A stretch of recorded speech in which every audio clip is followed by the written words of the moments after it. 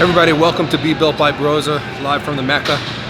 On today's show, since last week's show was actually really popular, showing variations on laterals, we had some people ask about some variations on some back movements. So I'm going to show you some of those today. We may break this into two parts. Today I'm going to show you some variations on some pull downs, and then maybe on another day some variations on rows. So we'll get those to you today, as well as some Ask Merlin questions. And hopefully you enjoy the show. Okay, so the first exercise I want to show you is an incline pull down using a close grip with the body facing away from the weight stack.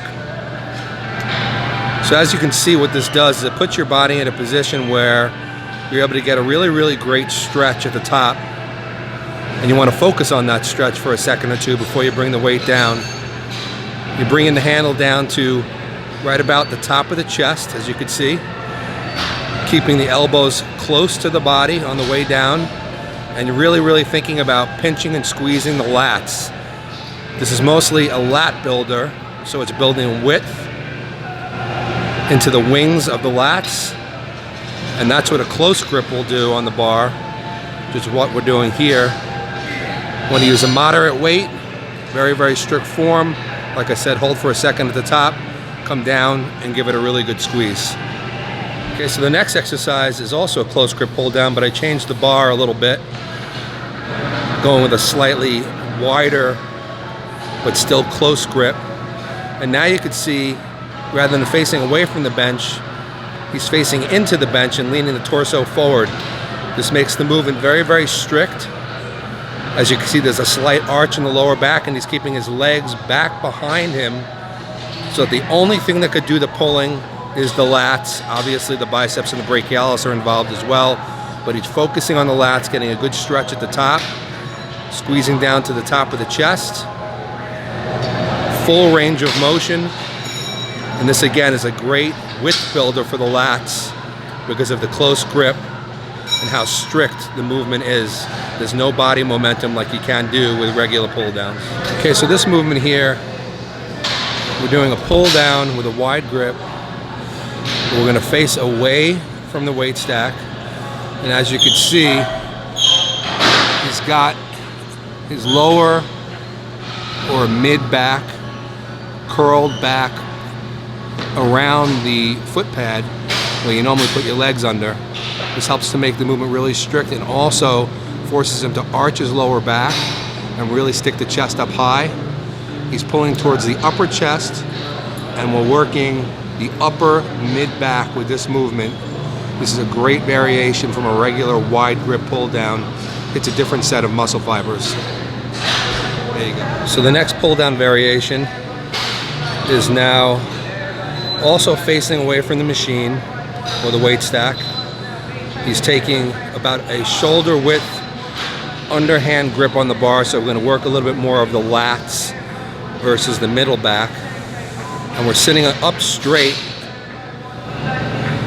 so that basically we're going to just pull with the lats in a straight line straight down to about the mid to lower chest. Just keeping the elbows close to the body on the way down, tucking them in to make sure we get a good pinch on the lats on the way down.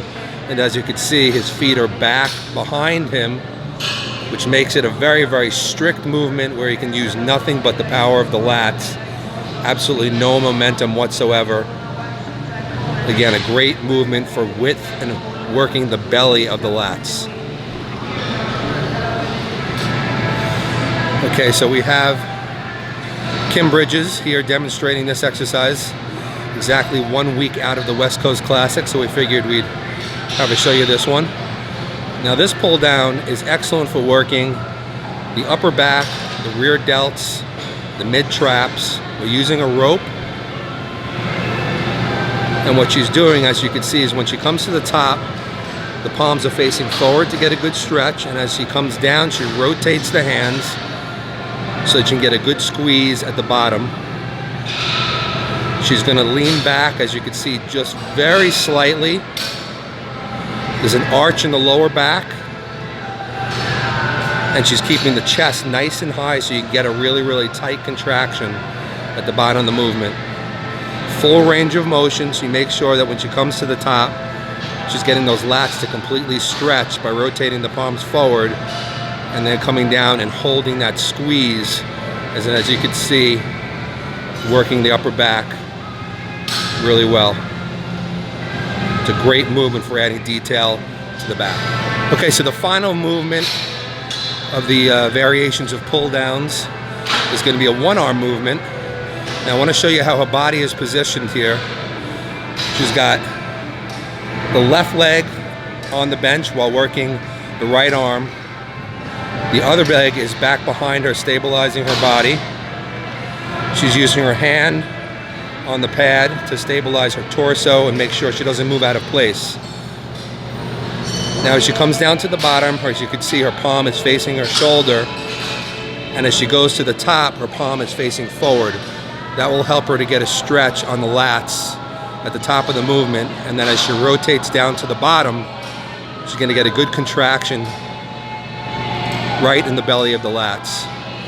What she's also trying to do to get that extra stretch is it's almost like she's angling her body away from the machine and getting her hips stuck out just a little bit so she can get that better stretch across the top before coming down and getting a full contraction at the bottom. This is a great movement for adding width to the lats, just something a little bit different. And unilateral movements are excellent for creating extra intensity and more fiber activation because you're working one side of the body at a time. Give those a shot next time you're training back. Biggie, you have any good questions for Ask Merlin this week? Yeah, I got a couple of good questions. One I've kind of addressed before, but I'll address that again since I was asked on my Facebook page, and it was about proteins, and he asked me, is it more beneficial to eat a variety of proteins during the day, or is it okay to pretty much eat like something like chicken for every single meal? And you know, the answer to that question really is pretty simple in that, you know, obviously if you're getting a whole high quality protein with all the amino acids at every meal, you are pretty much covering your protein needs. So if you did something like eating chicken at every meal, I don't know why you would want to, but if you did, you'd pretty much be okay. But is that optimal? No, it's not optimal. Really getting a variety of protein sources is important because, like I've said before, all proteins have different amino acid profiles. Some are higher or lower. Even if they're complete proteins, they're higher and lower in certain amino acids. So if you make sure to get a wide variety of proteins, so chicken one meal, red meat another meal, whey protein another meal, egg whites another meal, so on and so forth, you'll pretty much cover the bases, and each of the proteins where one is weak will be covered by one that's stronger in certain amino acids. So basically, very simply, you will get more benefit out of having multiple protein sources throughout the day rather than just having one protein source. Is it going to completely retard your growth to just have chicken throughout the day? No, but I think over the long term you'll have better results and have better gains if you have a wider variety of protein sources. Especially, I think it's important for people to get like a whey protein isolate, especially after training, because that's very high in BCAAs. You know, I think it's important to have some proteins that have like healthy fats in them, like salmon. Some people do really well on having some red meat every day. So if you can, have a wider variety of protein sources, but don't completely stress if this is something that's impossible for you and you need to stick to one source. So there you go. Boom. Okay, so the next question I was asked, as we're in the throes of contest season now, is about training in the final week. This person had asked me, I think he sent me an email, and he was asking whether, you know, how many days a week should you train in the final week, what intensity level, you know, how should the protocol go? I don't think there's really a blanket answer for this because, oddly enough, I'll tell you guys a funny story. One of the best conditions that I ever had on stage many years back at a competition called the Natural Mr. Eastern USA, I came into that show completely peeled and very full on the day of the show, and actually the only day that I trained that week was on Wednesday, and I actually Just posed on Monday and Tuesday, went through my mandatories, holding each of them for 10 seconds, doing like 3 or 4 rounds. On Wednesday, I just did a full body workout except for legs, where I just pretty much did, a few higher up sets for each of my body parts. And then on Thursday and Friday, I posed again, and I came into that show looking amazing. So oddly enough, you people will be like, oh, I really need to train the final week. I feel like I'm going to lose muscle. You're not going to lose muscle. So I think if you're going to, kind of put this into, a sort of a one-size-fit-all answer for most people, it would work.